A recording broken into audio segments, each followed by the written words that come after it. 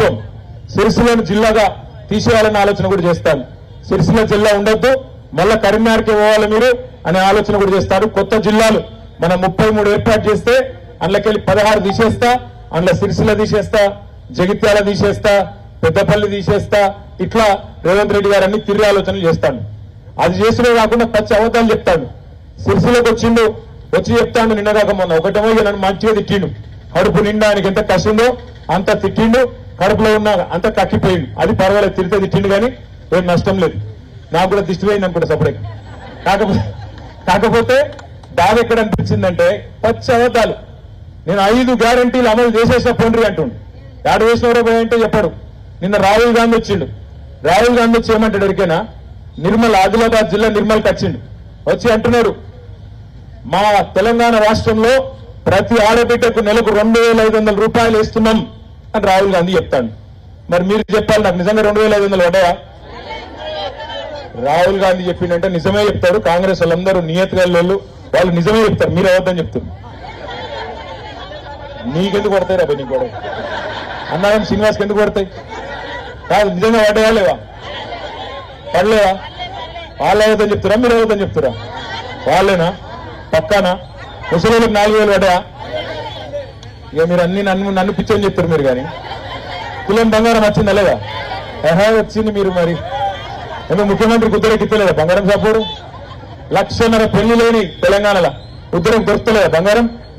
మనకేమో పేదవాళ్ళకేమో పోతే అంత ఇంతో కొనుక్కోవచ్చు 2 గ్రాములు 3 గ్రాములు, కానీ ముఖ్యమంత్రికి ఇస్తలేరట ఉద్దరకు. గట్లున్నది కథ. అట్లాగే నేను ఒక్కటే అడుగుతున్నా మీకు, మనకు వాళ్ళకి ఫరక్ ఎందుకు చెప్తాను.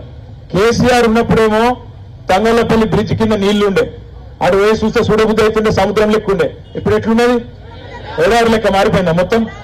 గది కథ. నేను ముందే చెప్పిన మీకు, కాంగ్రెస్ అంటేనే కరువు వస్తుంది, కాంగ్రెస్ ఉంటే కరెంట్ ఉండదు అని చెప్పిన.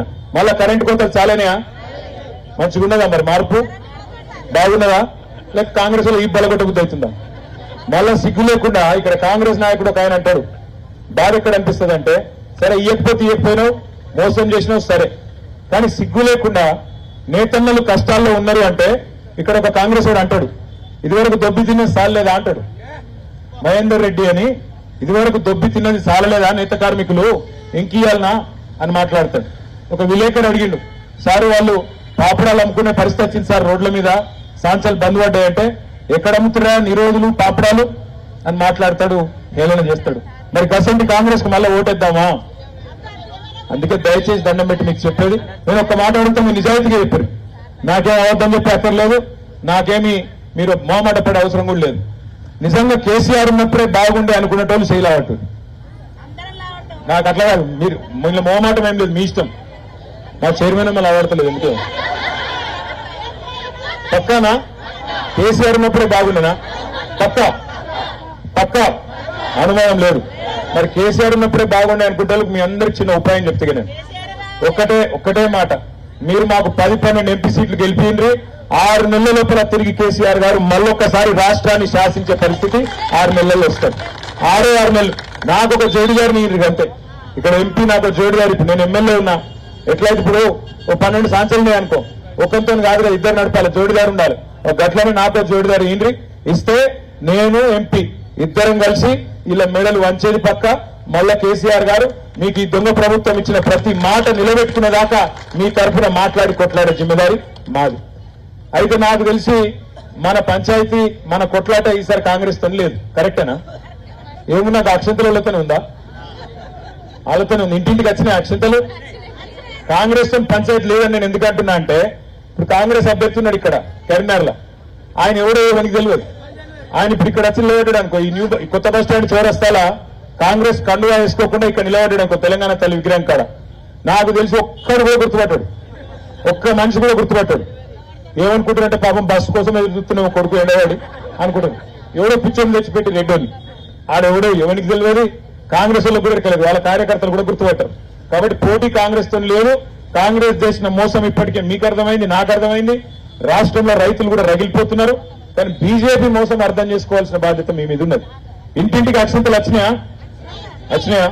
రాముడు పటం పంపించిన అందరికీ మంచిగా పూజా మందిరంలో పెట్టి మొక్కుతుర్రా? మొక్కుదానంటే ఎట్లుందంటే పరిస్థితి, మొక్కుదానంటే తన 300 పరిస్థితి దేవుడు పదం మీద బల్లి పెట్టినట్టు వాళ్ళ మొక్కలు చూసుకుంటే ఎట్లా మొక్కాలి, మళ్ళా మొక్కరాదు. అక్షింతలు పంపిండా ఆ అయోధ్యకి వెళ్ళి రాలే, మీ పక్కన రేషన్ షాప్ ఉంది కదా, అలా దొడ్డు బియ్యం తీసుకొచ్చి పసుపు కప్పి మీకే అమ్మినాడు. పచ్చి లంగలు బీజేపీ వాళ్ళు దేవుని పేరు చెప్పి మార్కెటింగ్ చేసుకున్నాడు తప్ప అయోధ్యకి వెళ్ళి రాలే, యాడికి వెళ్ళి రాలే. అన్ని గీడికి వెళ్ళే పక్క రేషన్ దుకాణంలో ఉన్నారు, అందులోనే పసుపు పూసి కలిపి ఆ బియ్యం తెచ్చి అక్షింతలు అక్షింతలు అని చెప్పి ఆగమాగం చేసి సెంటిమెంట్ కొట్టుడు తప్ప బుడ్డ పైస పని చేయలే. ఒక్కసారి దయచేసి ఇది ఒక్క మాట జాగ్రత్తగా వినండి. మాట్లాడితే నమో నమో అంటారు. నమో అంటే ఏందో ఎరికేనా? నమ్మించి మోసం చేసుడు. నరేంద్ర మోడీ కాదు నమో అంటే, నమ్మించి మోసం చేసుడు.